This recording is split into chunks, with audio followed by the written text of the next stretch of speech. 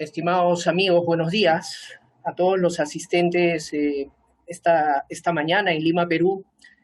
Es también de mañana en Santiago, en Estados Unidos, y de tarde en Londres, donde están nuestros invitados.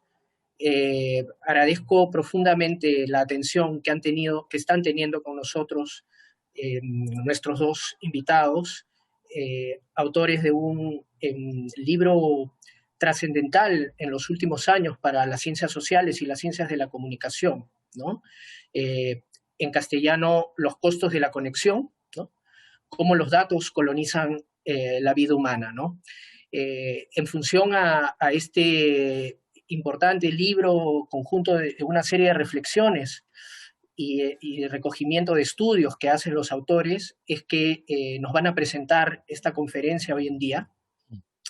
Es una conferencia sostenida sobre la base de trabajos de teoría y de revisión de casos de muchos,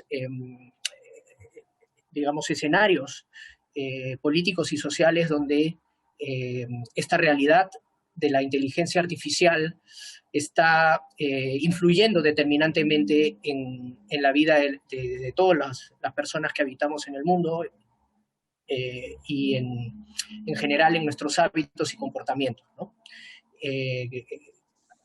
Nick Goldry, nuestro invitado, junto con Ulises Mejías, es actualmente profesor principal en la London School of Economics and Political Science de Inglaterra. Él es uno de los autores más influyentes en el campo de la teoría social y las comunicaciones actualmente, ¿no? Algunos de sus trabajos son bases de teorías analíticas contemporáneas de cómo se está conformando la sociedad, ¿no?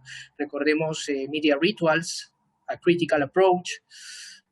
Recordemos también The Mediated Construction of Reality, entre otros libros medulares. Y en esta ocasión, en esta sociedad epistémica, como se suele decir, con Ulises Mejías, están preparando esta serie de discursos y de conferencias con nosotros, ¿no? Ulises Mejías es también profesor principal en State University of New York, Oswego, en Estados Unidos, y entre ambos han impulsado lo que se conoce como el website Tierra Nuestra, ¿no? Que es un website de intercambio de experiencias y análisis académico entre académicos de toda Latinoamérica que trabajan el tema de datos y en general el colonialismo de datos, ¿no? Vamos a tener también los comentarios de Francisco Osorio, que es profesor en la Facultad de Antropología de la Universidad de Chile y documentalista. Y esperamos la asistencia de Teresa Quirós, que es directora del Instituto de Investigación Científica de la Universidad de Lima y profesora de su Facultad de Ciencias de la Comunicación. Con todo ello, agradezco una vez más la presencia de Ulises y Nick y de Francisco, y los dejo plenamente interesados en aquello que nos van a compartir hoy. Gracias, Ulises y Nick. Muchísimas gracias, Raúl, y buenos días a todas y todos.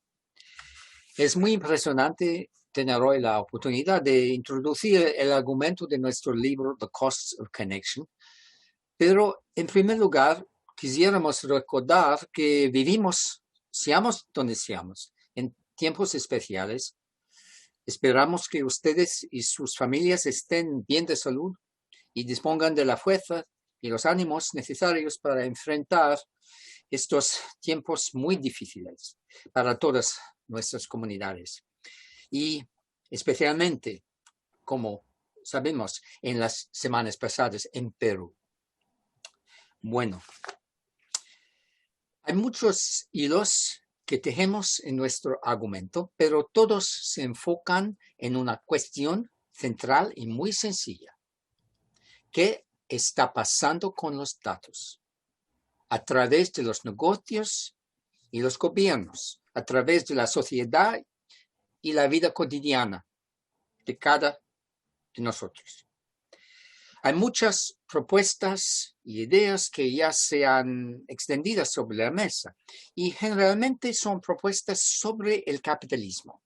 La idea que vivimos en un nuevo capitalismo, un capitalismo digital, informacional, un capitalismo de plataformas o más famosamente un capitalismo de vigilancia, como dijo Shoshana Zuboff, o un capitalismo de datos. Pero en nuestro libro preguntamos si lo que está pasando con los datos es algo potencialmente mayor, algo que verdaderamente podría cambiar el movimiento de la historia como tal. Específicamente, una nueva fase en las relaciones entre el colonialismo y el capitalismo. Relaciones que, como sabemos, remontan por 500 años, porque fue solamente en la base de 2 siglos de colonialismo ya pasados que el capitalismo pudo surgir. Fue, sí, las ganancias del colonialismo histórico que hicieron posible la emergencia del capitalismo. Y hay unos atisbos de esa conexión colonial que encontramos en los tópicos del negocio. Por ejemplo, la frase "los datos son el nuevo petróleo". Una frase de la primera página de la revista Economista desde hace 3 años. Esta frase, "los datos son el nuevo petróleo", ¿es solamente una metáfora? O mucho más interesante, es quizás una forma ideológica que es necesaria para disfrazar un enorme despojo nuevo, que sí merece el nombre de un colonialismo nuevo en sí mismo. Fue posible vislumbrar esa posibilidad en los discursos de hace 2 años sobre el escándalo de Cambridge Analytica, un escándalo muy famoso que ha impactado a Facebook. Cuando unos detalles sobre los planes ambiciosos de Cambridge Analytica para influir en la política de India se despuntaron, Christopher Wylie, que ha develado ese escándalo, comentó por Twitter: "Eso es como se parece el colonialismo moderno". Pero, ¿qué eso podría significarse exactamente? Bien, entonces un punto central en nuestro argumento es que esto no es una metáfora. Estamos usando la palabra colonialismo no alegóricamente, sino para describir una realidad emergente. Estamos hablando esencialmente, como dijo Nick, de una nueva fase en las relaciones entre el colonialismo y el capitalismo, lo que llamamos el colonialismo de datos. Y esta fase sienta las bases de un nuevo modo de producción capitalista. Al igual que el colonialismo preparó el terreno para el capitalismo industrial. Pensemos, por ejemplo, cómo las haciendas financiaron las fábricas, la riqueza que se generó en las plantaciones hizo posible la emergencia de las fábricas industriales. Y este colonialismo de datos coexiste, digamos, con las desigualdades creadas durante el colonialismo. La herencia del subdesarrollo, el racismo, la violencia. Entonces es profundamente continuo con los objetivos del colonialismo. Bueno, entonces estamos sugiriendo que vamos a ver el mismo nivel de violencia física en este nuevo colonialismo de datos. No, no estamos proponiendo una correspondencia exacta, pero sí estamos diciendo que el impacto del cambio social va a ser comparable. Estamos hablando entonces de diferentes medios, pero los fines son similares. Les voy a proponer entonces la definición de colonialismo de datos como definimos Nick y yo. Nosotros decimos que el colonialismo de datos es un orden emergente para la apropiación de la vida humana, de modo que los datos puedan ser extraídos continuamente de ella para obtener ganancias. Y bueno, para entender bien esta definición, también tenemos que entender la diferencia entre el colonialismo y la colonialidad. La colonialidad, como sabemos bien, un concepto desarrollado por el sociólogo peruano Aníbal Quijano. Y bueno, para resumir su argumento, él decía que vamos a suponer que no hay más colonias. El colonialismo se acabó. Bueno, depende de quién le preguntamos. Tal vez nuestros compañeros en Puerto Rico no estén muy de acuerdo. Pero esencialmente ya no hay colonias. Las colonias se independizaron. Pero el legado, la herencia del colonialismo continúa formando las relaciones de poder entre nosotros, las relaciones raciales, incluso la construcción del conocimiento. Entonces, esa herencia sigue estando con nosotros. Estamos diciendo entonces que sí hay diferencias. El colonialismo histórico tuvo diferentes modos, diferentes intensidades, escalas, contextos. Pero hay una semejanza muy clara aquí. La función histórica de los dos colonialismos es la misma. Esa función es despojar, extraer. El colonialismo viejo se apoderó de la tierra. El nuevo se apodera de nuestras vidas sociales a través de los datos. Pero bueno, ¿cómo se está racionalizando todo este orden emergente? Y este orden precisamente es muy efectivo porque las nuevas racionalidades, las nuevas narrativas, digamos, se basan en antiguas racionalidades, ya sean estas económicas, legales o tecnológicas, tienen ellas un profundo pasado colonial. Comencemos, por ejemplo, con la naturaleza barata. Para colonizar el mundo, la naturaleza tenía que enmarcarse como un recurso barato. Se decía que era abundante, que era gratuito. Bueno, desde una perspectiva legal, decían los colonizadores que era sin dueño esta naturaleza, estos territorios. Al menos un dueño civilizado, claro. Por eso tenemos, por ejemplo, el concepto de terra nullius, que en Australia, en Estados Unidos, se utilizó para decir esta tierra no es de nadie. Entonces eso nos da permiso a nosotros los colonizadores de apropiarla. Pasamos de la naturaleza barata a la mano de obra barata. En el colonialismo, también como sabemos, algunos seres humanos, y estaba esto determinado por la raza, porque el colonialismo era un orden racista, estos seres humanos proporcionan la mano de obra necesaria para transformar la naturaleza barata en riqueza. Entonces la explotación y el abuso de estos seres humanos se enmarca así como orden y progreso. Se dice que todo esto es para el bien de la humanidad. Pasamos de la naturaleza barata a la mano de obra barata, ahora a los datos baratos. Y si nos fijamos, es la misma racionalidad aquí extractiva que vimos con la naturaleza y el trabajo. Se dice que los datos son abundantes, que no tienen propietario, por lo menos en forma agregada.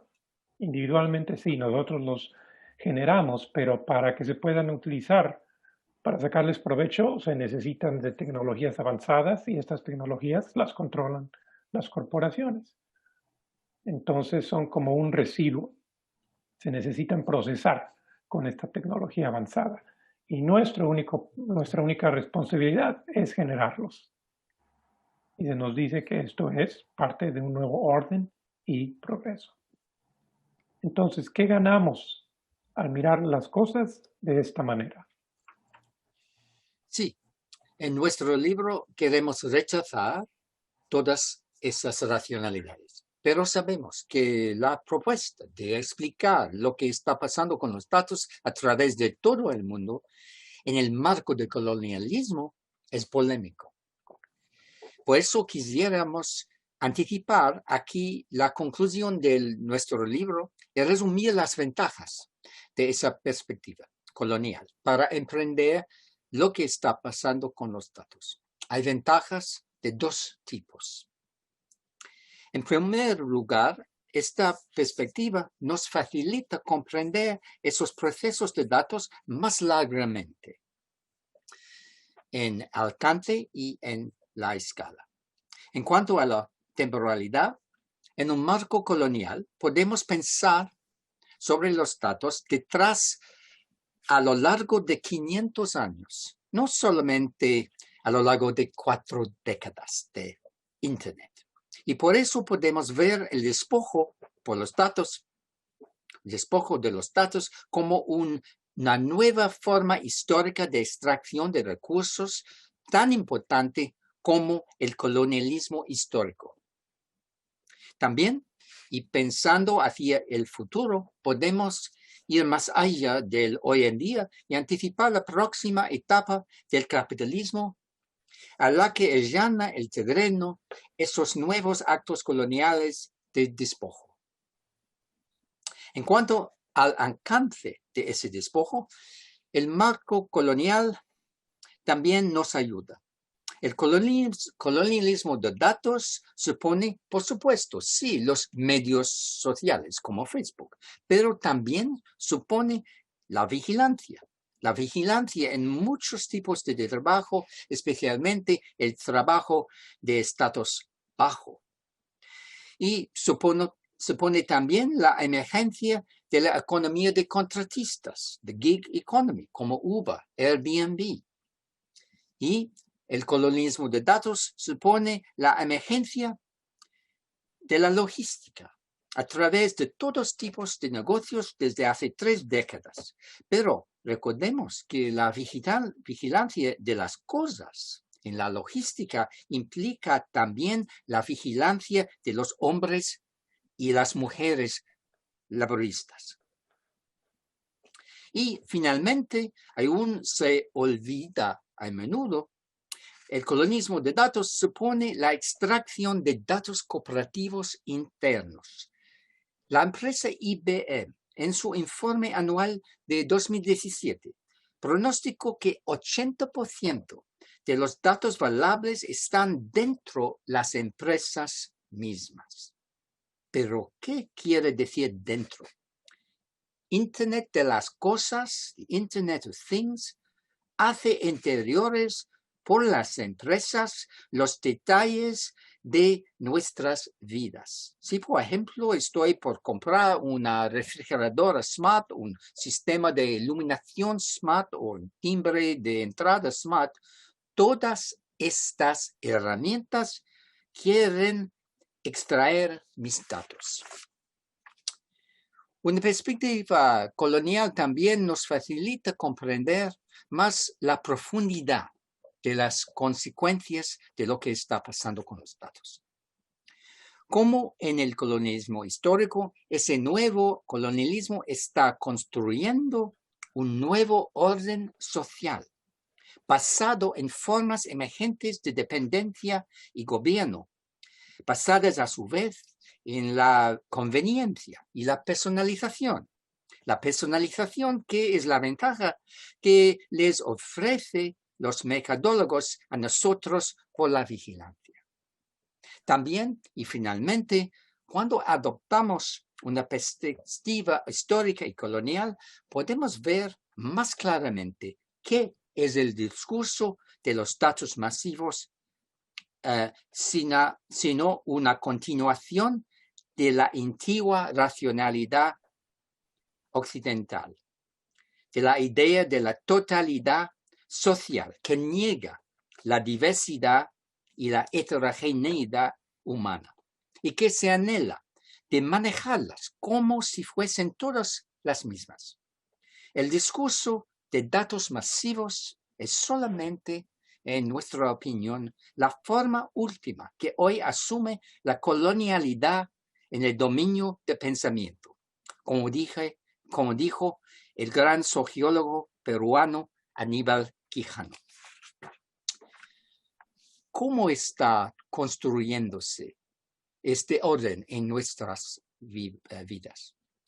Según Karl Marx, o al menos según las interpretaciones tradicionales de Marx, el orden del capitalismo se reproduce solamente a través de las relaciones laborales.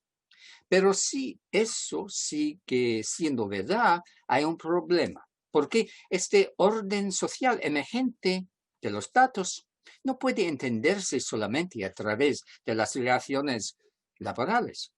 Necesitamos entenderlo a través también de las relaciones de datos, es decir, una nueva forma de relaciones sociales, formas de reproducir la vida social que configuran nuestras interacciones para optimizar la extracción de datos con fines de lucro. La noción de relaciones de datos es necesaria porque sabemos cuando estamos intercambiando fotos con nuestra familia por WhatsApp o Instagram, sabemos que no trabajamos, nos relajamos. Sin embargo, los datos siguen extrayéndose desde nosotros. Nos ayuda a comprender ese punto Moshe Postone, el gran pensador crítico que escribió sobre la abstracción como noción en la escritura de Karl Marx. La abstracción como característica fundamental del capitalismo, no la mercantilización, sino la abstracción, el proceso de hacer abstracto el flujo continuo de la vida. ¿Qué es la producción de datos, sino un proceso de abstracción? Y por eso, la vida social ordinaria se convierte en un factor directo de la producción capitalista, como las semillas y el estiércol. Esos fueron los ejemplos de Marx cuando escribía sobre el capitalismo en la agricultura. Y podremos anticipar que si eso seguirá desarrollándose sin fin, en el futuro no podremos comprender la vida humana como algo exterior del capitalismo. En el futuro, vivir la vida humana supondrá existir dentro de los límites del capitalismo sin posibilidad de dar un paso afuera. Pero sabemos que siempre estamos cayendo en las relaciones de datos. Cada vez que descargamos un app en nuestros móviles o nos sumamos a una plataforma digital o compramos un mecanismo smart por nuestra casa. Siempre con tal de que aceptemos las condiciones de extracción de datos que nos impongan las empresas. Y desde eso comprendemos algo más muy importante, que el colonialismo de datos puede funcionar bien sin alguna violencia física. Y eso parece una diferencia importante entre el colonialismo histórico y el colonialismo de datos. Pero la razón por esa diferencia es clara. Es porque desde 2 siglos nos hemos acostumbrado a aceptar las condiciones de vivir bajo el capitalismo y bajo sus estructuras de ley y de orden social. Es decir, ya éramos listos por las relaciones de datos.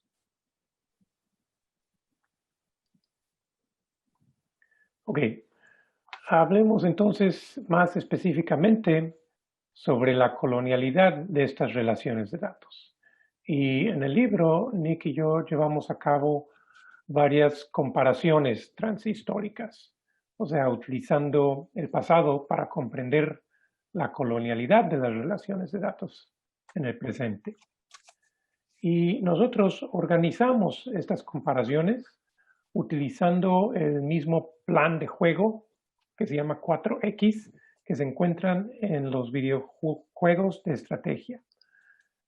Entonces, en los videojuegos de estrategia, las 4X que debemos utilizar son explora, expande, explota y extermina. Estas son las estrategias que, por ejemplo, se utilizan en el juego que ven ustedes en el fondo, que es parte de la serie Civilization de Sid Meier. Este título es específicamente el colonialismo, el videojuego. Y en este juego uno puede jugar como los españoles, los ingleses, los holandeses y los franceses. Y el objetivo es aplicar estas estrategias, explora, expande, explota y extermina para colonizar el mundo.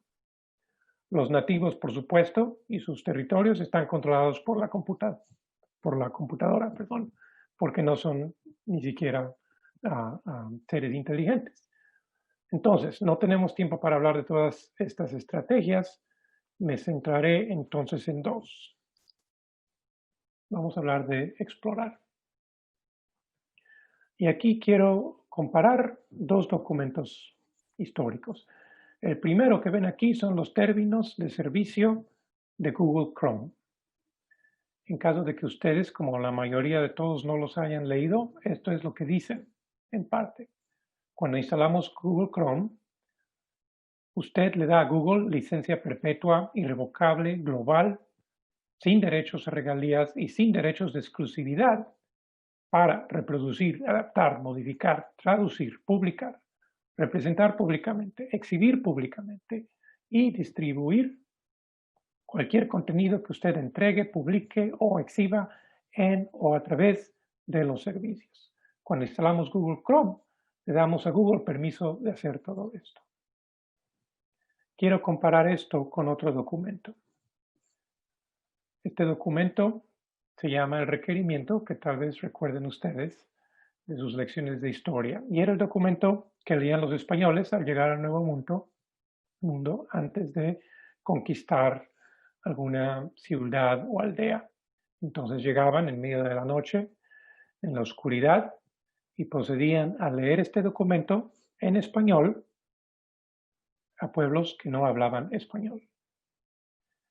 Y decía en parte así: y si así no lo hicieses, o sea, aceptar la autoridad real, os certifico que con la ayuda de Dios nosotros entraremos poderosamente contra vosotros y os daremos guerra por todas las partes y maneras que pudiéramos. Y os sujetaremos al yugo y obediencia de la Iglesia y de sus majestades. Y tomaremos vuestras personas y de vuestras mujeres e hijos y los haremos esclavos. Y como tales los venderemos y dispondremos de ellos como sus majestades manden. Y os tomaremos vuestros bienes y os haremos todos los males y daños que pudiéramos. El requerimiento 1513, favor de hacer clic en el botón de aceptar e instalar. Entonces, no estamos diciendo que lo que sucedió después de que se leyera el requerimiento es lo mismo que sucede después de que instalemos Google Chrome. Ojalá que Google no llegue a tomar nuestras personas de nuestras mujeres e hijos. Pero queremos llamar la atención al uso del lenguaje de una manera engañoso y abstracto para llevar a cabo este truco, llamámoslo así, del despojo, en el que todos estamos ya implicados. Ok, vamos a hablar un poco de la exterminación, porque la violencia, como hemos dicho a través de esta presentación, sigue estando presente, aunque de maneras diferentes. Está presente a un nivel simbólico, claro. El colonialismo de datos lo que extermina son formas alternativas de pensar y de ser, porque el colonialismo siempre fue un ejercicio de colonizar la mente, no solo el cuerpo, como lo sabemos.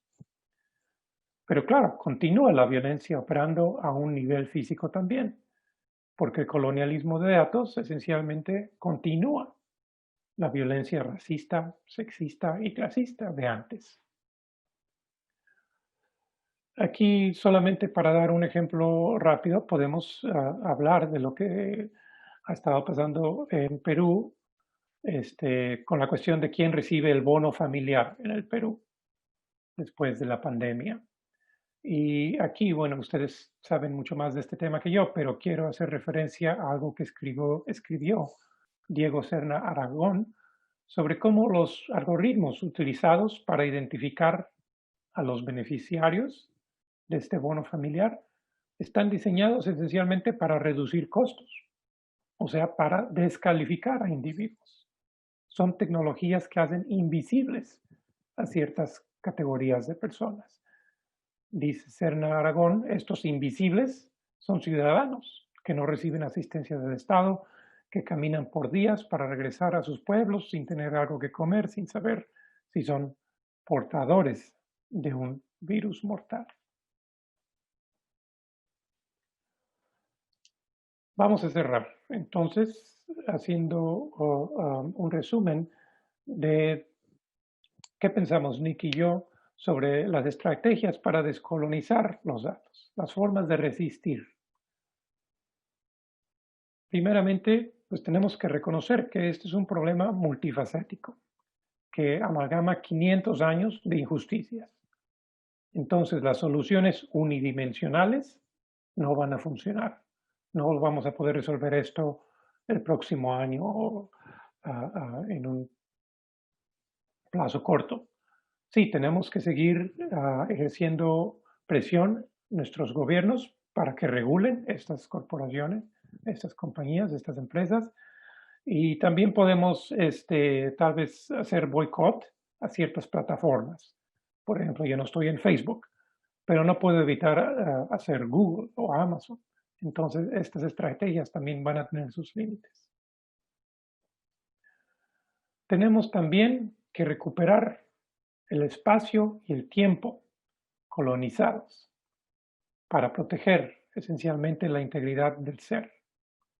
Ese espacio colonizado por las cámaras de vigilancia en nuestras calles, o el espacio colonizado por nuestros asistentes digitales como Siri o Alexa, que ahora están en nuestras cocinas, en nuestras recámaras. Ese tiempo colonizado tal vez por las pantallas, por el tiempo que pasamos enfrente de una pantalla. Otra estrategia entonces es rechazar esta racionalidad universal de la recopilación de datos. O sea, hay que estar en contra de la lógica del colonialismo. Y para acabar, también decimos que tenemos que aprender de las luchas de descolonización pasadas y presentes. Tenemos en América Latina mucha historia, experiencia, tenemos siglos de experiencia haciendo frente al colonialismo. Entonces hay que aprender cómo estos movimientos han recuperado creativamente la tecnología, cómo han tal vez reconceptualizado el conocimiento común, construido nuevas formas de solidaridad, todo mediante el uso de un arma muy importante contra el colonialismo, y esta es la imaginación. La descolonización de datos es principalmente un ejercicio creativo. Imaginar colectivamente cómo vivir la desconexión y cómo formar nuevas formas de conexión. Algo particularmente importante durante estos tiempos de distancia social. Con esto acabamos y esperamos participar en un diálogo con ustedes. Gracias. Muchísimas gracias, Ulises y Nick. Impresionante recorrido histórico por este juego de tiempos, ¿no?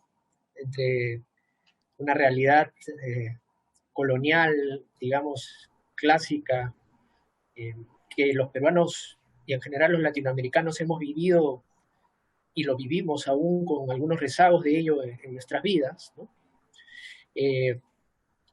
Pero también muy interesante ver cómo lo aplican en un terreno del mundo contemporáneo, de cohabitación en plataformas y espacios sociales digitales, ¿no? Yo quisiera invitar a los participantes a conversar después de que escuchemos a Francisco Osorio.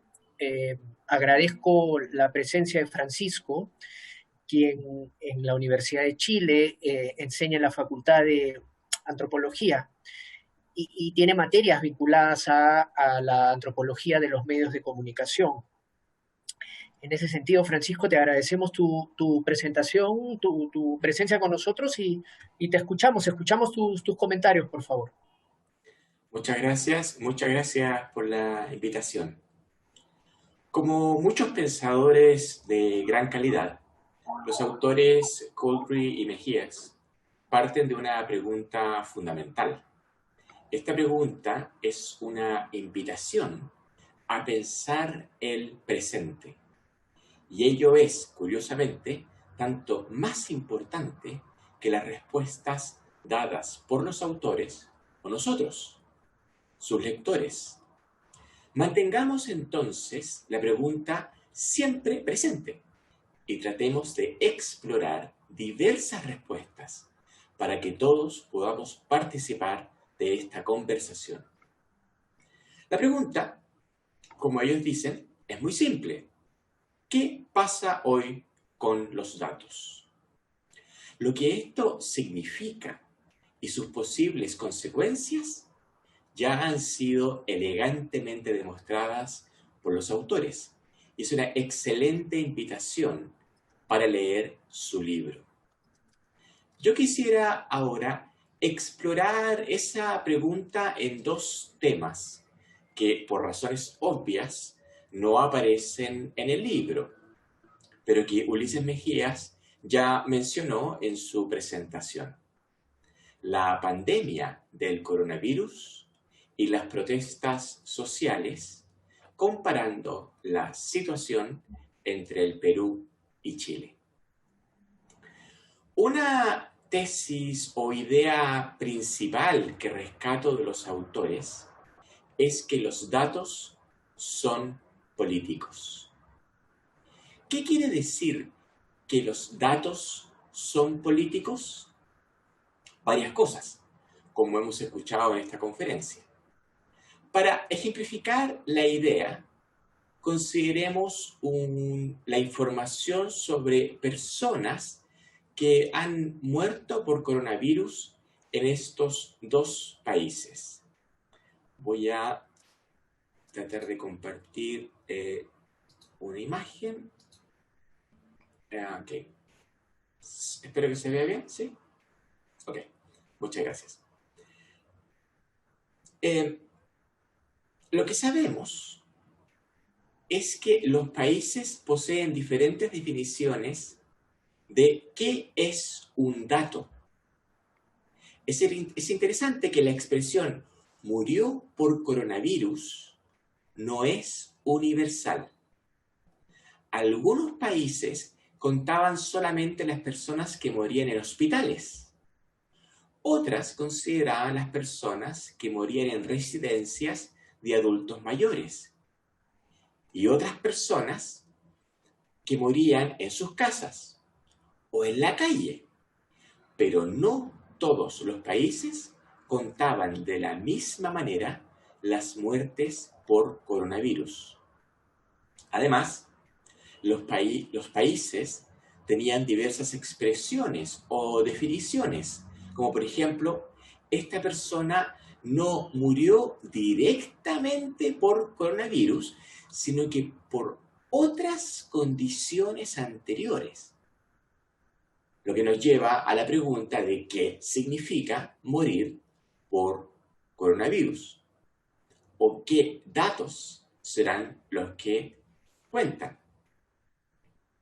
Entonces, si vemos el gráfico, en los dos países comienzan hacia marzo muy pocos casos, aumentan los casos en el invierno de nosotros, ¿cierto? Y ahora están bajando los casos. Pero hay algo extraño acá. Estos pics, estos altos números que se producen en Perú y que se producen en Chile. ¿Cómo podemos explicar este gráfico? La respuesta, al parecer, no es biológica. Es decir, en estos países no murieron esas personas el mismo día, sino que fueron contadas o ingresadas como datos en esos momentos. Contar personas fallecidas es entonces un acto político. Repito la idea nuevamente. Esto no refleja la realidad en el sentido de que la gente murió en Perú y Chile por la misma época y sorpresivamente. Esto refleja que estas personas murieron antes, pero que son un dato que aparece después.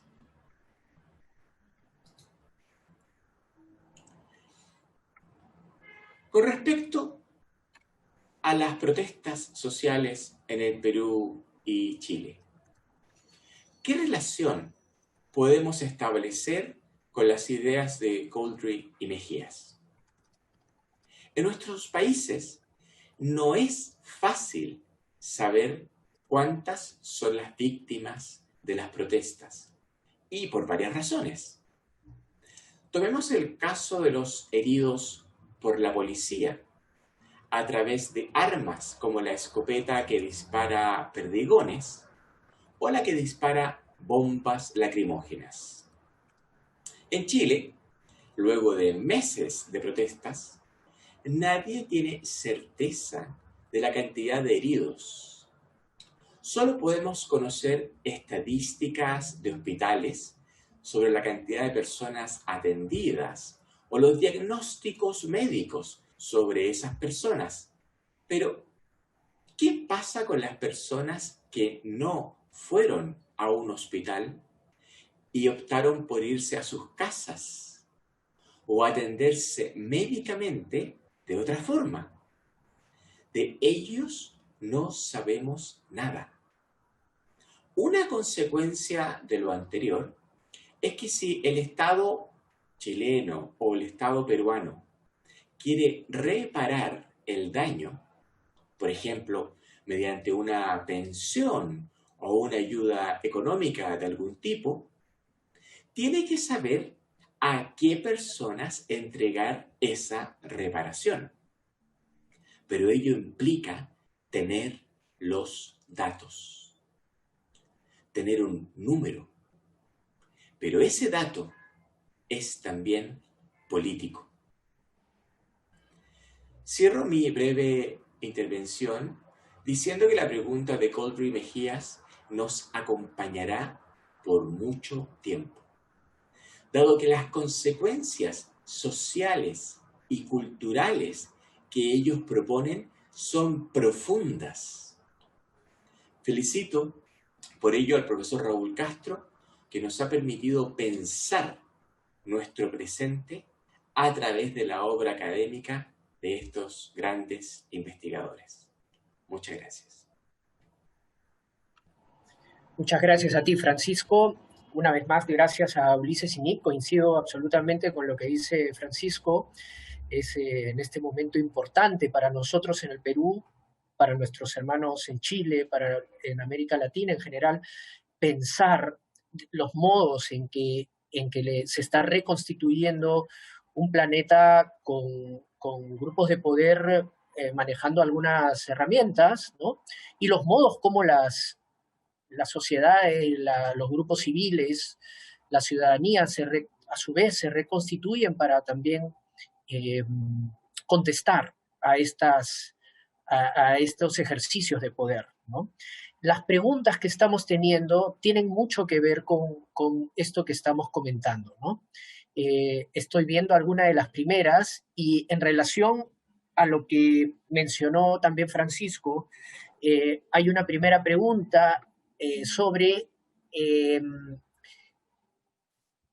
si estarían de acuerdo ustedes, Ulises y Nick, con que la colonización de datos ha influido en una potencial imagen, acaso imagen equivocada, mixtificada, errada, de lo que tenemos como coronavirus, ¿no?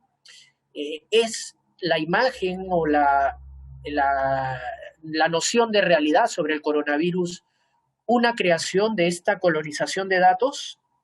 Es una primera pregunta. Y una segunda se deriva de ello en relación a, es decir, no podemos confiar en nadie ahora. ¿En quién confiamos ahora? ¿No? Pues sí, Nick, ¿quieres que empiece yo? Ok.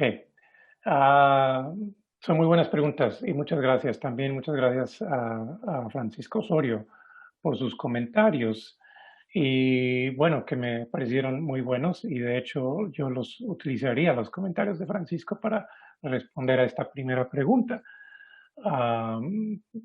Cuando dijo él que los datos son políticos y el acto de contar es un acto político. Entonces, lo que está pasando ahora con la pandemia, claro, lo podemos entender, hay hechos factuales, empíricos, que podemos reconocer, pero fuera de eso, la interpretación de estos datos está creando nuevas formas de realidad. Sobre todo cuando se nos está diciendo que para resolver la pandemia necesitamos datos. Y yo creo que sí, parte de esta farsa, como la llama Diego Flores, es esta idea de que la tecnología nos puede salvar de alguna manera. Es solo un aspecto de este problema, pero creo que vale la pena discutirlo. Cuando se habla de todas las apps de, bueno, en inglés se llama contact tracing, estos software que instalamos en nuestro teléfono que puede tracear los contactos con personas que pueden traer el virus. Y se nos dice que hay que instalarlos, hay que dispensar de nuestra privacidad porque esta es la solución tecnológica, ¿verdad? Y bueno, podemos hablar de muchas respuestas también tecnológicas, pero para hablar de entonces a quién podemos confiar, pues también es una pregunta complicada. Yo realmente diría que podemos confiar en nosotros mismos, en nuestra imaginación, como dijimos al finalizar nuestra presentación, porque para responder a este problema vamos a necesitar de todas estas herramientas. Y entonces la imaginación creo que es esencial para pues, imaginar un mundo diferente. Y a veces cuando el colonialismo no se puede resistir a través del cuerpo, siempre se puede resistir a través de la mente, de la imaginación. Ese sería el principio de una respuesta. Nick, no sé si quieras agregar algo. Está mute. Gracias. Quiero anudar un poco.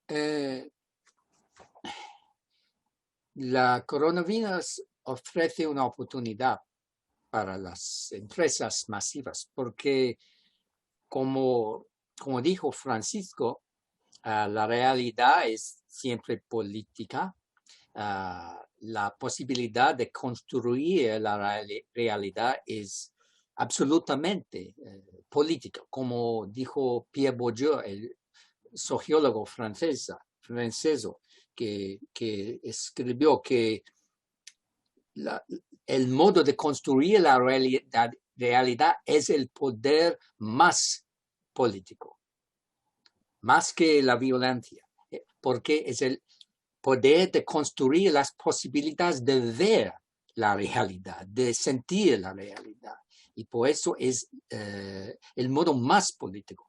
Y por eso en una crisis del mundo, una crisis que es real, que está real absolutamente, la realidad de la pandemia, las posibilidades va desde construir modos de sobrevivir como comunidades, como sociedades, es muy valable. Y ahora las empresas se sientan que tienen una oportunidad de definir el rumbo, de definir las posibilidades de cambiar nuestras realidades, de definir un normal nuevo. Una frase que no me le gusta, no me gusta. Un nuevo normal, porque es una perfecta expresión de ese poder, de definir la realidad por nosotros, por nuestra empresa, no por ellos, por los otros. Y los apps, la creencia en el poder de la tecnología, de los apps, de salvar a nosotros, es en cierto sentido un mito anciano que se reproduce en esa crisis, porque necesitamos los mitos en las crisis.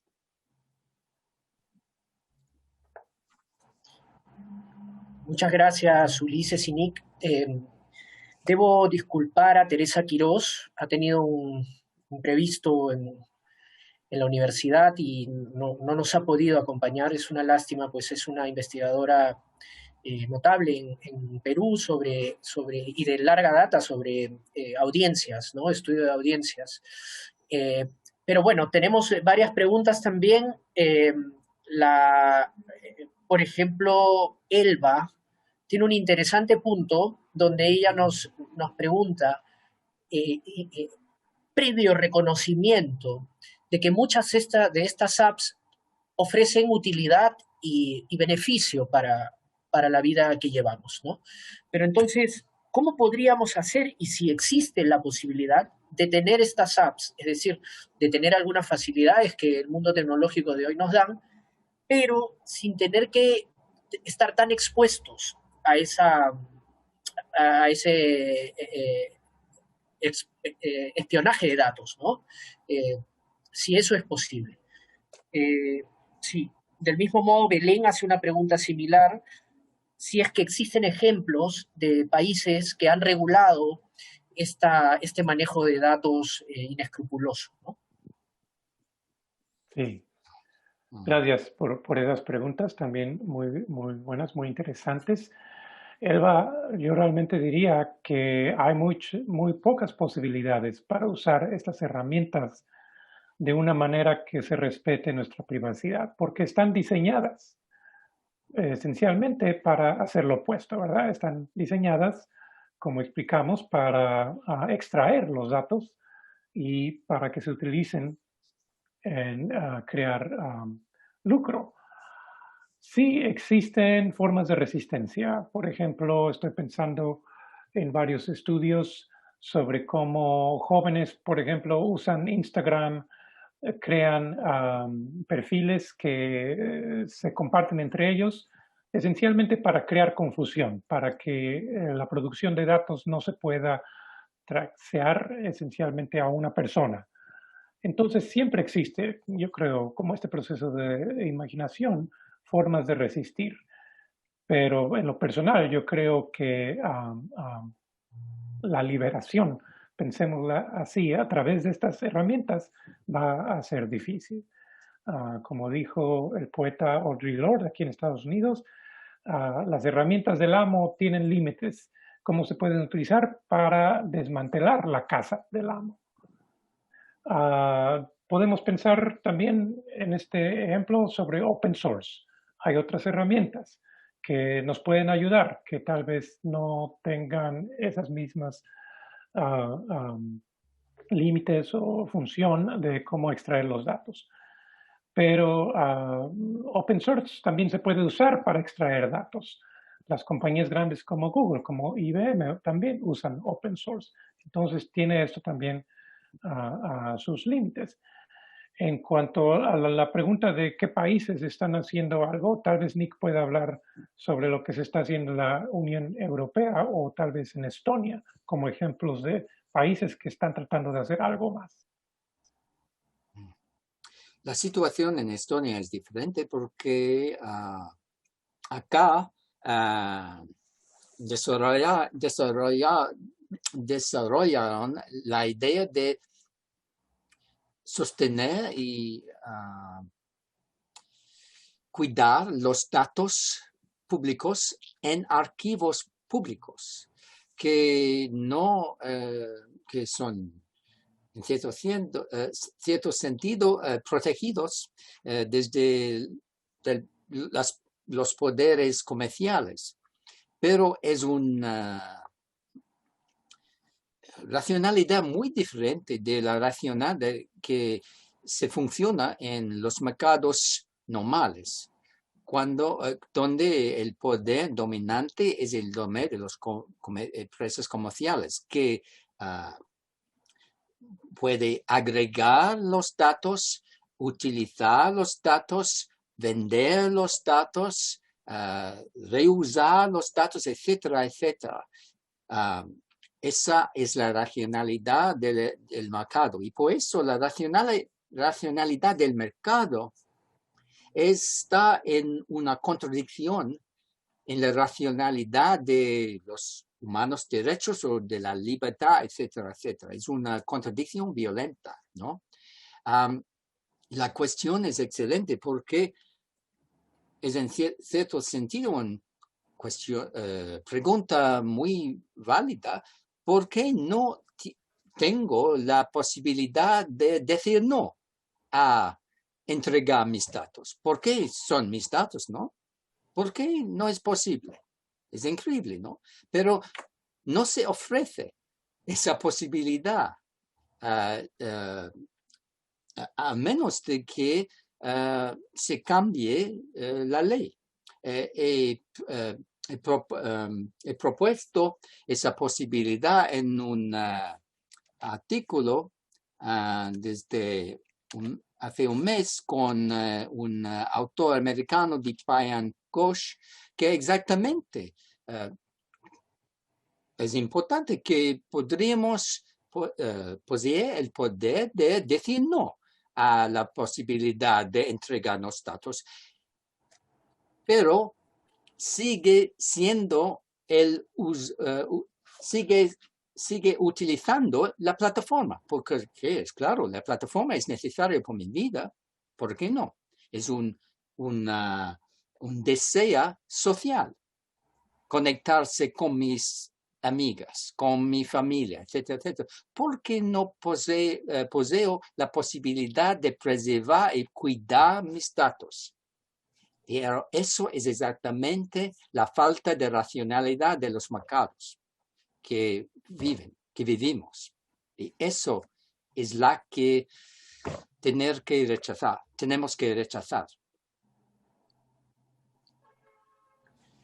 Muchas gracias. Aquí he reunido también un par de preguntas sobre el tema. Sandra León pregunta quizás sobre la vinculación entre esta colonialidad de los datos y la noción de verdad, la noción de certero, ¿no? ¿Cuál es esa relación? Sí. Y en segundo lugar, Franz refiere a que si la desconexión puede asegurar una experiencia diferente en relación a estos datos. Ok, puedo comenzar. Es claro que todos los datos, como dijo Francisco, es una propuesta de la verdad, una interpretación de la verdad, es claro. Esto es exactamente que son los datos. Pero no es todo, porque los datos masivos son una propuesta mucho más amplia, una propuesta de qué es la verdad en nuestra época, qué tipo de formular y organizar las cosas y los recursos puede producir la verdad. Eso es el propósito de los datos masivos. Y exactamente todos los modos de violencia necesitan sus modos de configurar la verdad.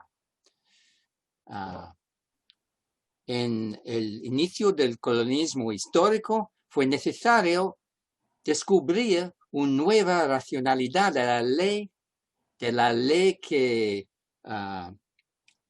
produjo las racionalidades de la violencia, de justificar, robar los recursos. Y la ley ofreció estas posibilidades después de muchas discusiones en frente de la Rey de España. Muchas discusiones, 50 años de debate. Ahora tenemos nuestro debate. ¿Qué tipo de verdad ofrece los datos masivos? Las organizaciones como el Foro Mundial de la Economía, WEF, propone que los datos masivos nos ofrecen solamente los buenos, el buen vivir, el bienestar, porque se ayuda el negocio y por eso es necesario que se ayude la gente. Pero la realidad es mucho más diferente, porque exactamente definir la realidad es un modo político. Es la política que niega la economía, que niega la racionalidad de los economistas y las empresas. Y necesitamos poner en relieve esa racionalidad nociosa que se esconde en la racionalidad económica. Sí, yo solo agregaría que esto tiene mucho que ver con nuestro argumento, ¿verdad? Porque podemos hablar del colonialismo como un régimen de la verdad, un sistema que impuso una racionalidad universal, el eurocentrismo, ¿verdad? De que ahora todo el mundo tiene que seguir este tipo de pensar, esta forma de pensar. Y eso es esencialmente lo que estamos tratando de hacer con nuestro libro. Porque, por ejemplo, yo en Estados Unidos, cuando hablo sobre el colonialismo y el capitalismo con mis estudiantes, ellos lo ven de una manera de pensar de que, bueno, el colonialismo pasó, fue brutal, todo esto, pero terminó. Y luego llegó el capitalismo y de alguna manera resolvió algunos de esos problemas. Y creo que nosotros lo que estamos tratando de hacer es ver cómo hay mucho overlap, que se dice en inglés. Se están cruzando el colonialismo y el capitalismo de muchas maneras a través de la historia y no es precisamente que termina uno y empieza otro. Y esa continuidad es precisamente esta versión de la verdad, de ciertas formas de pensar, de ejercer poder, de describir la naturaleza, de describir a los seres humanos. Eso es como que un hilo de continuidad de esta verdad, que ahora se está resolviendo, se está dando de una manera que podemos verlo muy claramente con los datos. Entonces es una pregunta muy importante. No sé si Francisco también quiera agregar algo sobre este tema. Bueno, muchas gracias. Yo creo que se da una situación, tomando la última idea de Ulises, se da una situación muy interesante. En estos instantes, gracias a esta tecnología de Zoom, estamos en 4 países diferentes. Y los problemas políticos en Estados Unidos nos han tenido últimamente a todos muy preocupados. Esa elección que nunca se sabía quién era el presidente, de tantos días y ni siquiera es muy fácil de entender cómo eligen un presidente en ese país. Es una situación extensa. Inglaterra no está bien, es una situación muy complicada con un primer ministro que la gente, si bien votó por él, ahora no está de acuerdo con lo que está haciendo. Veamos el caso de Perú con un presidente nuevo.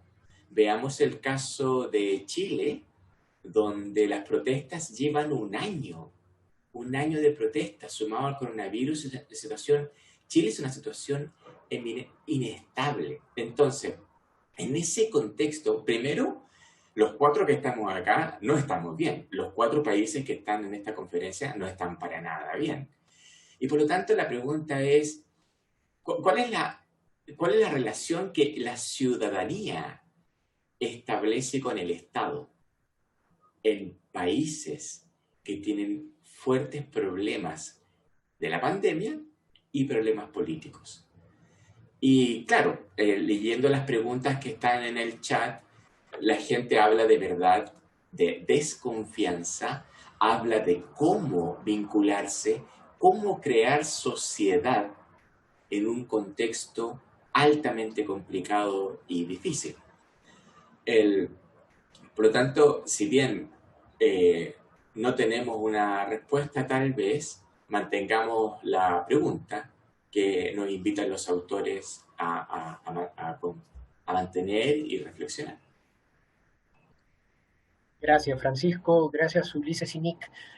Bueno, hagamos una ronda más de las preguntas. Está Yanela Jacqueline haciendo una interesante pregunta. Nos traslada una pregunta, una frase que se suele hacer cuando se dice que las redes sociales no son gratis, ¿no?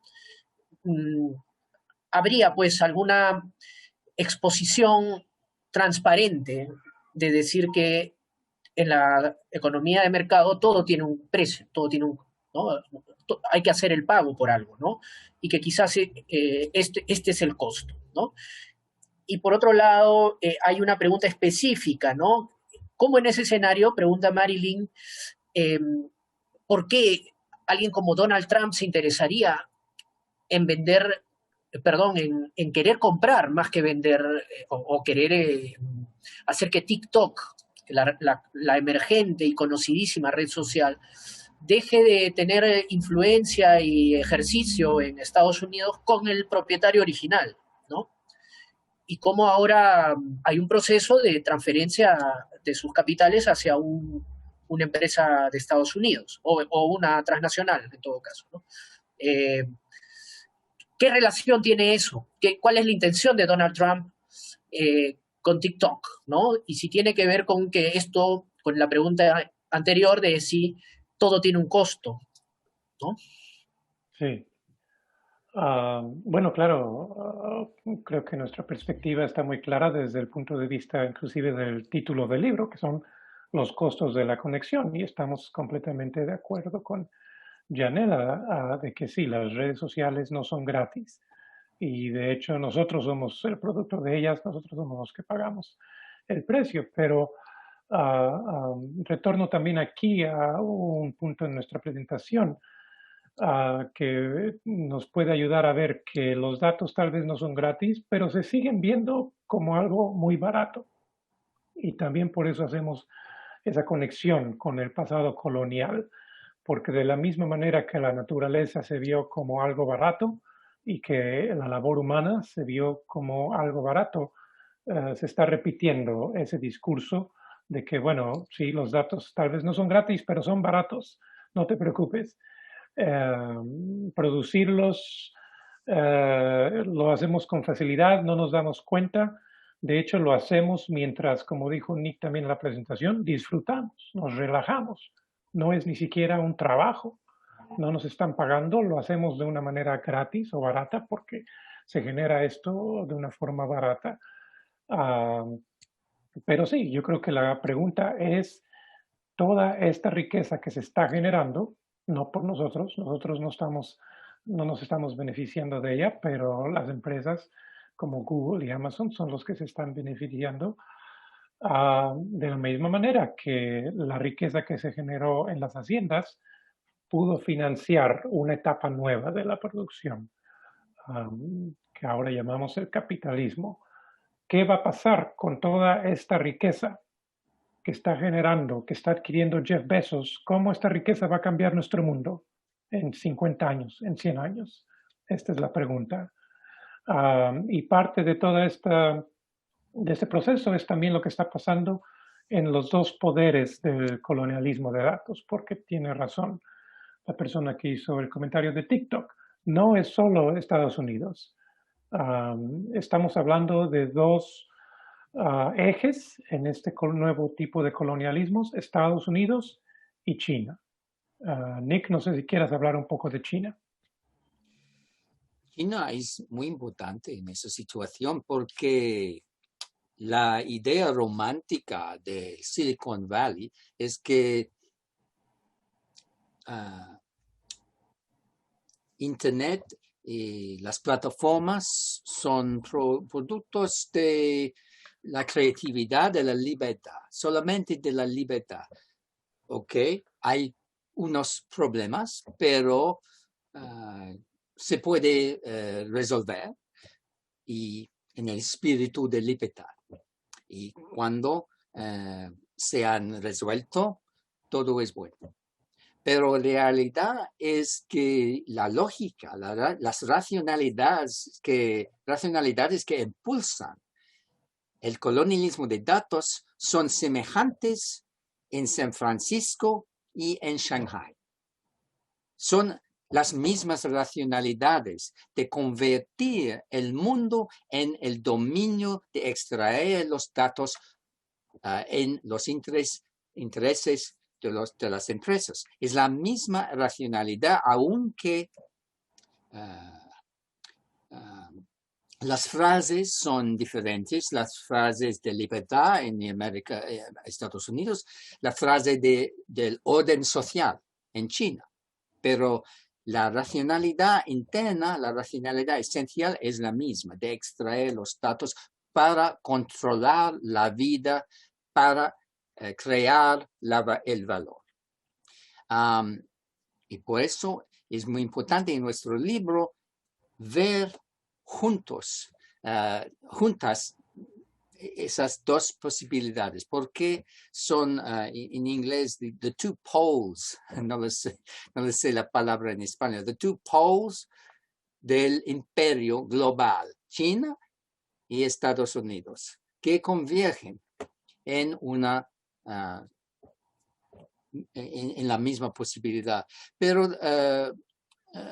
quiero comentar también sobre Gianella, la frase: las redes sociales no son gratis, nosotros somos el producto de ellas. ¿Por qué es muy importante? Porque se ofrece como un tópico de nuestra era.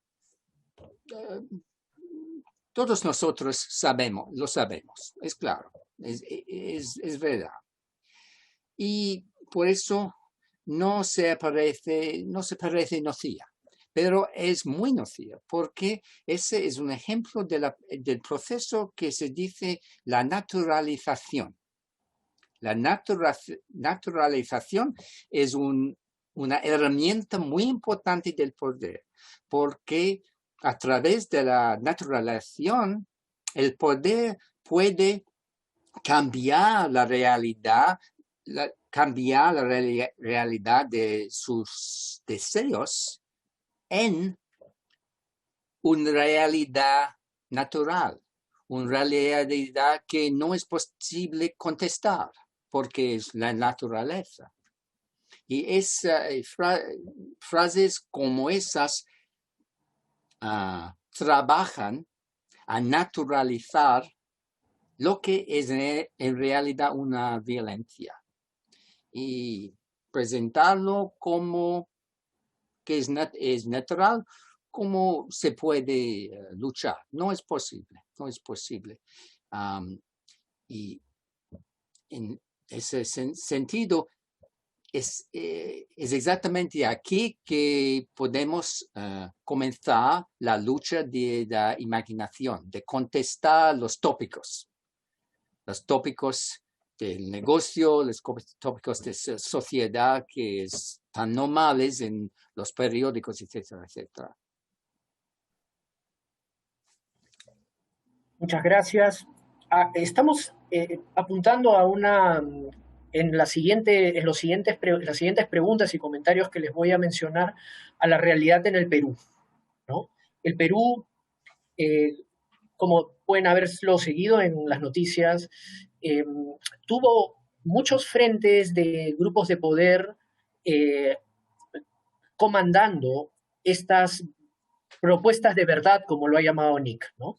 Los medios estuvieron con marcado sesgo hacia ciertos encuadres de la realidad que propiciaron un espíritu, un ambiente de indignación en los ciudadanos peruanos.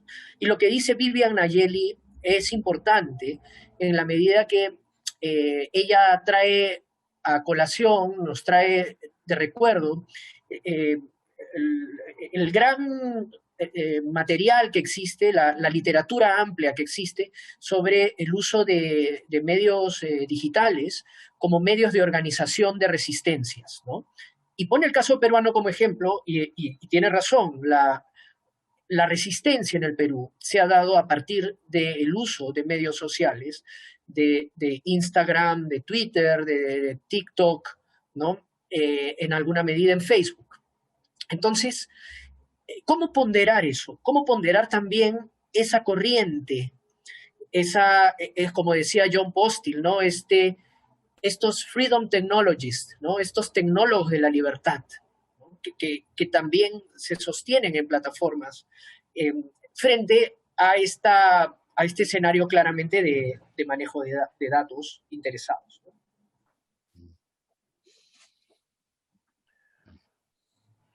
Nick, you want me to go first, or you want to? Puedo hablar un poco. Fue Iciel de Solopul, el sociólogo americano que ofrecido la frase Technologies of Freedom, las tecnologías de la libertad, Iciel de Solopul. Y estaba hablando sobre el descubierto de Internet, una tecnología de libertad. Pero lo que no podía anticipar en ese momento, en la década de 80 del siglo pasado, fue que la tecnología de libertad de Internet fue solamente una posibilidad de un espacio muy abierto en el que toda la gente podíamos conectarnos, intercambiarnos las ideas, etcétera, etcétera. Pero no podía anticipar que fue posible también mantener en cierto sentido Internet con un sistema de poder que podía manejar este espacio, gobernar este espacio a través de las leyes del código, como dijo Larry Lessig, el poder del código. Y por eso vivimos a través de Internet, a través de los medios sociales, por supuesto, pero en ese movimiento, en ese acto, nos estamos gobernando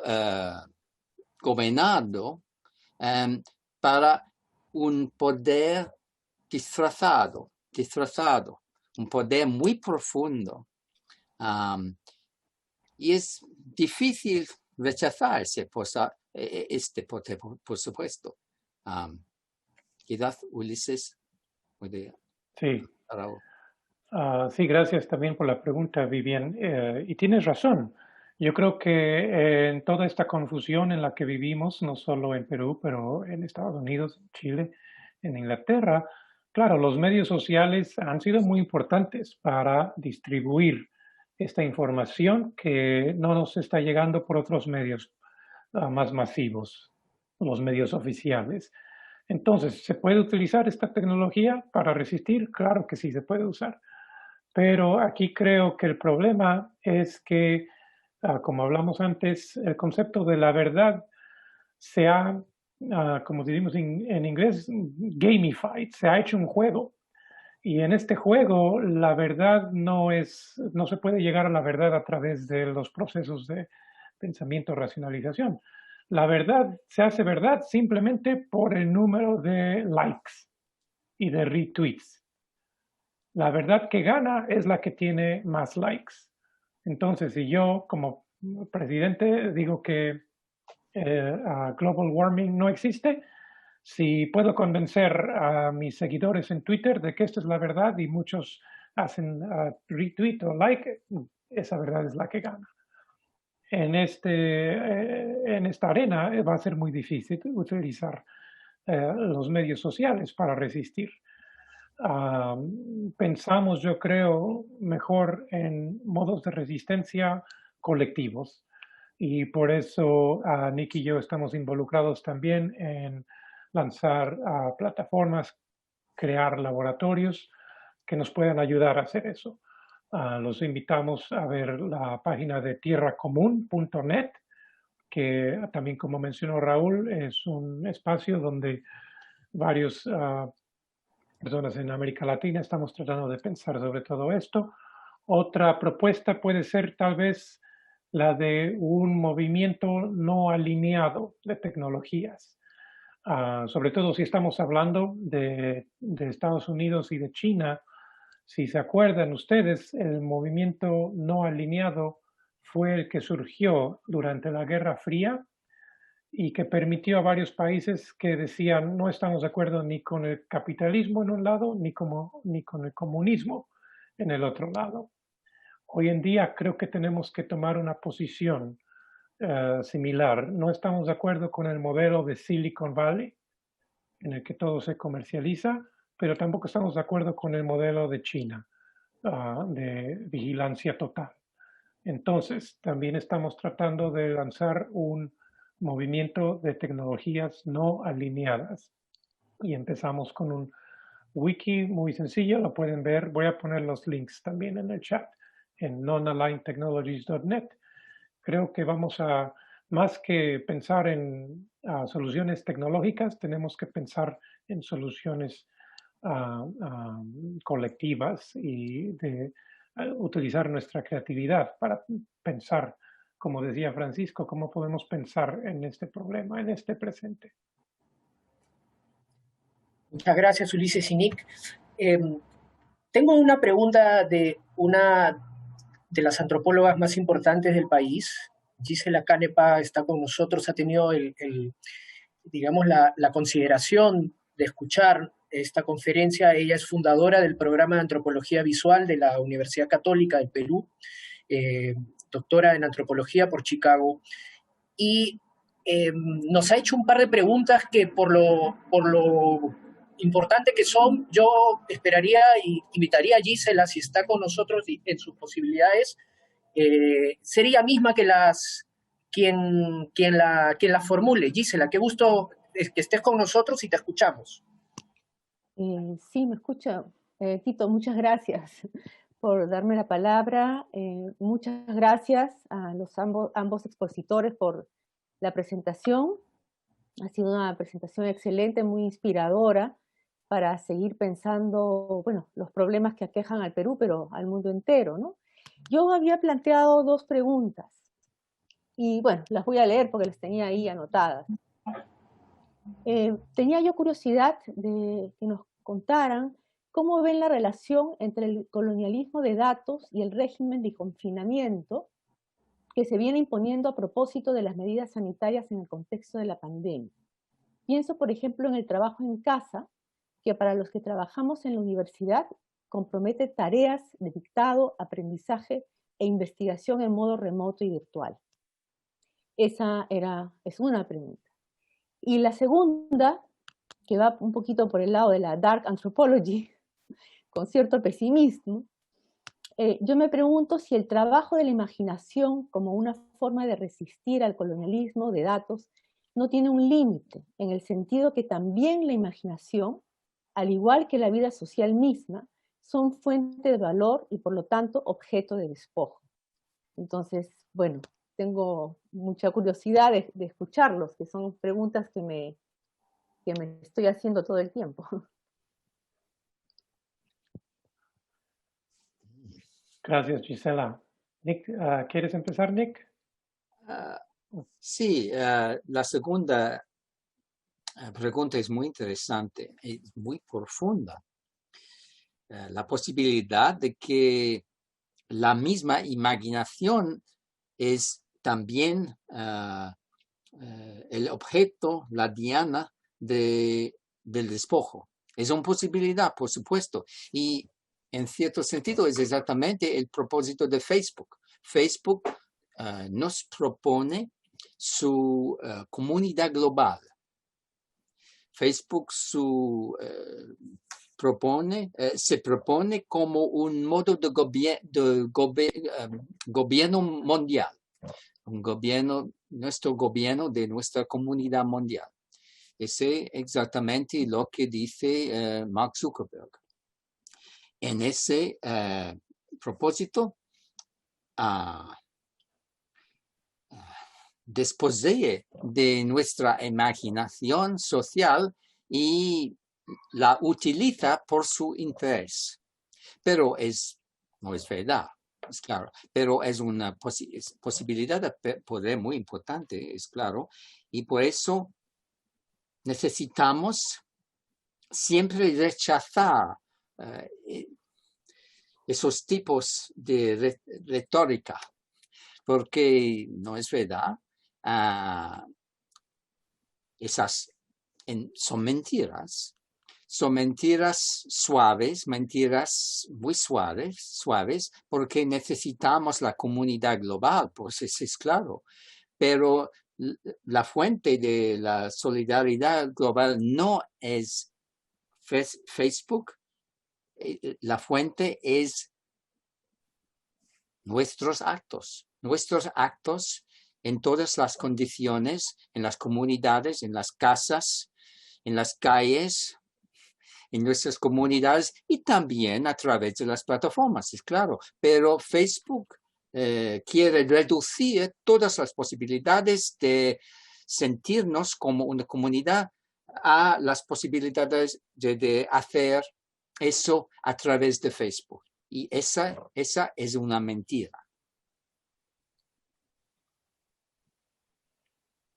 Sí, gracias, Gisela. Y yo también me gustaría responder a tu primera pregunta sobre la relación entre el colonialismo y pues el confinamiento que estamos viviendo, ¿verdad? El distanciamiento social. Porque tienes razón, estamos todos o muchos de nosotros involucrados en estas nuevas formas de trabajo y de aprendizaje remoto, pero se están haciendo estas formas de trabajo y aprendizaje remoto con herramientas, las mismas herramientas de las que estamos hablando, ¿verdad? Las tecnologías que utilizamos para asistir clases o para continuar nuestro trabajo de manera virtual son las mismas tecnologías que están extrayendo los datos, colectando los datos para otros propósitos. Y de hecho creo que se está viendo mucho el incremento de la vigilancia a través de estas herramientas. A los trabajadores y los estudiantes estamos expuestos a nuevos niveles de vigilancia a través de estas herramientas, a través de Zoom, a través de Google. Eso esencialmente es la conexión, creo, entre el colonialismo de datos y lo que está pasando con el confinamiento. Pero creo que hay otro aspecto también muy importante que hay que tener en mente, y esto es pues el concepto de que siempre ha tenido la higiene en el contorno colonial. La higiene también ha sido una herramienta de colonización, una herramienta para definir quiénes son los sanos que están adentro y quiénes son los contaminados que tienen que quedarse afuera. No solo ha sido la higiene, claro, ha tenido muchos beneficios y podemos pensar en todos los avances en cuestiones de salud, pero no hay que olvidarnos de ese aspecto también muy colonial, que si pensamos en tarjetas de vacunas, que si pensamos inclusive en pasaportes, la herramienta del pasaporte, siempre han sido herramientas de controlar los movimientos de las poblaciones. y creo que lo vamos a ver, lo vamos a continuar a ver. En Estados Unidos, el control, por ejemplo, en las fronteras, la frontera entre México y Estados Unidos, se está volviendo hipertecnologizado, ¿verdad? Se están utilizando herramientas para controlar todos esos movimientos, y con la pandemia creo que empezamos a ver también cómo los discursos para justificar esas herramientas tienen que ver con la higiene, tienen que ver también con ese aspecto de la colonialidad, de que el inmigrante es contaminado, si lo dejamos pasar va a traer el virus, entonces hay que controlar, hay que poner más herramientas tecnológicas para controlar ese movimiento. Muchísimas gracias, Ulises, Nick, a Gisela también. Ya hemos llegado al tope de la hora que habíamos previsto. Quiero cerrar únicamente mencionando quizás unas preguntas finales para invitarlos a hacer las reflexiones finales, ¿no?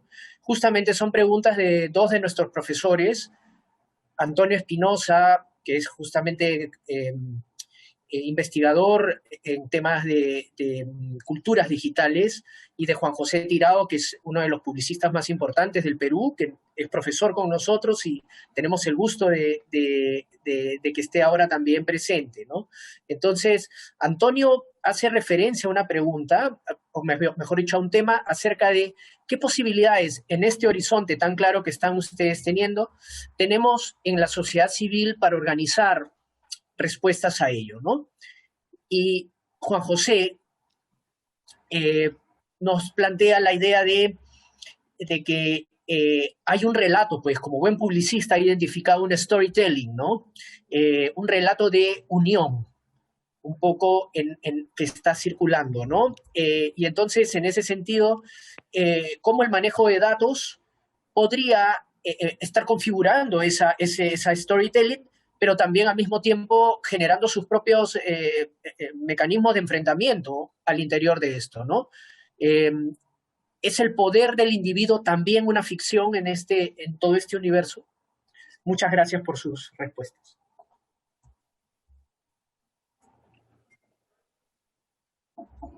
Pues para contestar rápidamente, siempre me gustó lo que decía Naomi Klein, la periodista canadiense, como saben todos, cuando le preguntan ¿qué puedo hacer yo como individuo para resolver estos problemas?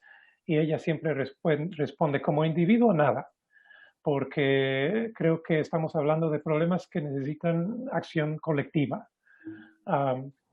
Creo que exagera un poco y bueno, siempre hay posibilidades como individuos también, sobre todo si pensamos en la imaginación y la creatividad, empiezan del individuo. Pero por eso también a Nick y a mí nos parecen oportunos pensar en estos movimientos como tierra común o como el movimiento no alineado. Maneras de decir colectivamente no nos parece lo que está pasando y tenemos que proponer una alternativa.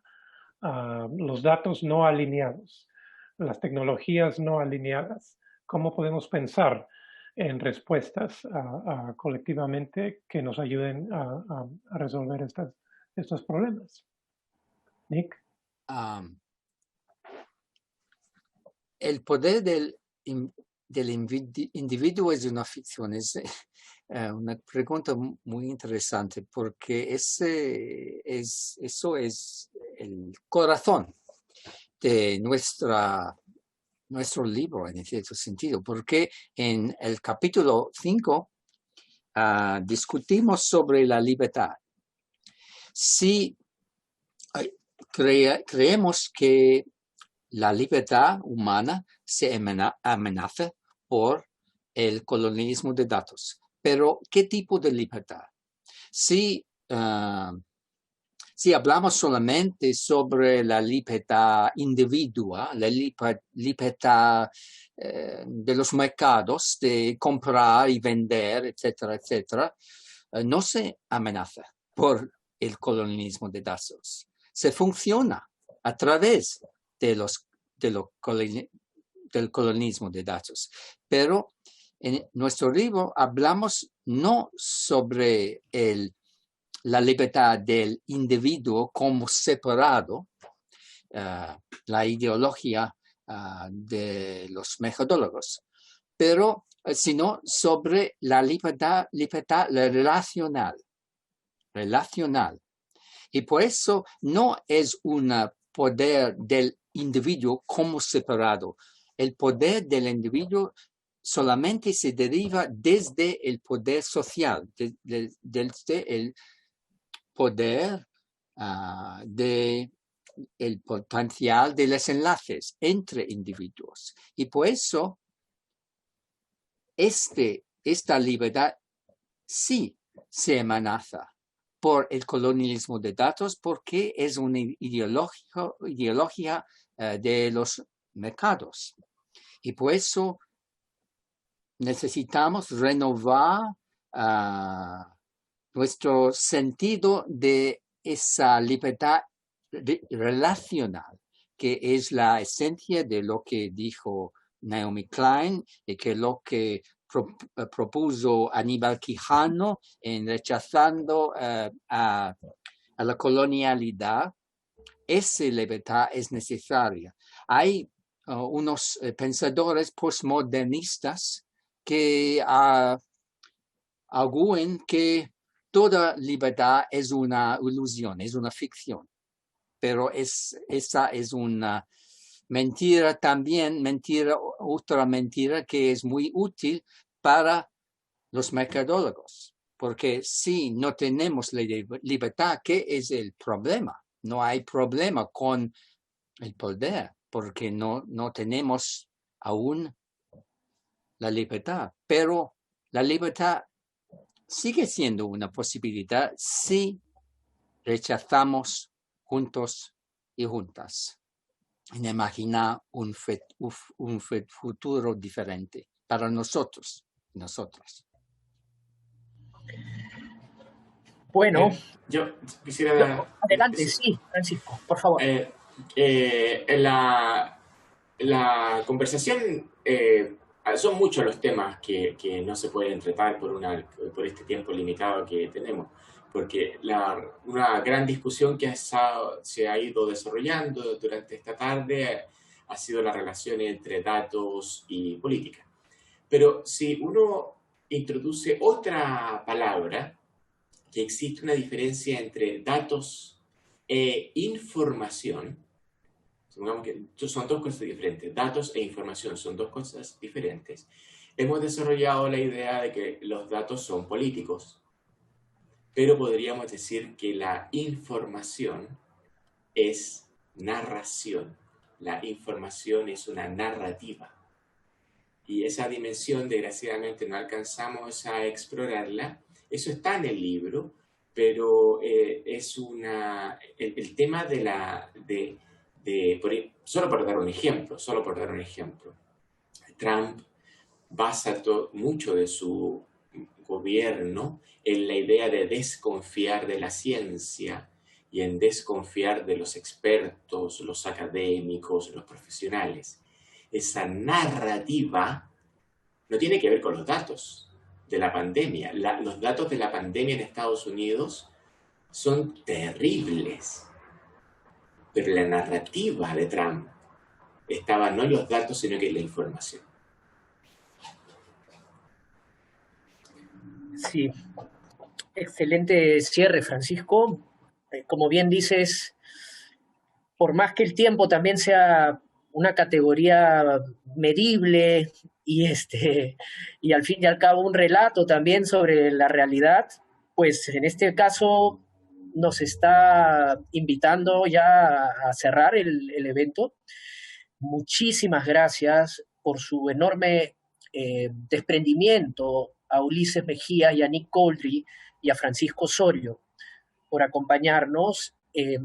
Quiero que sepan que la Universidad Científica del Sur es su casa para lo que necesiten y deseen. Si en algún momento, cuando pase esta terrible situación, tienen pensado venir a Perú, podemos establecer muchos espacios aquí, podemos pensar en tener investigaciones en común y tenemos a un grupo de estudiantes que hoy han estado en masa con nosotros. Hemos tenido un centenar de asistentes muy activos, dispuestos a trabajar con ustedes en sus investigaciones. Muchas gracias por todo, gracias a los asistentes.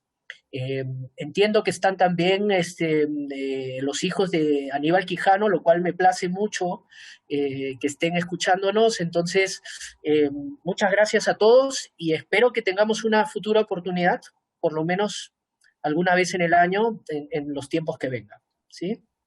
Gracias. Muchas gracias Gracias. a todos. Adiós. Próxima vez. Gracias a todos. Hasta luego. Y nos vemos pronto. Chao, chao. Nos vemos pronto. Chao. Espero.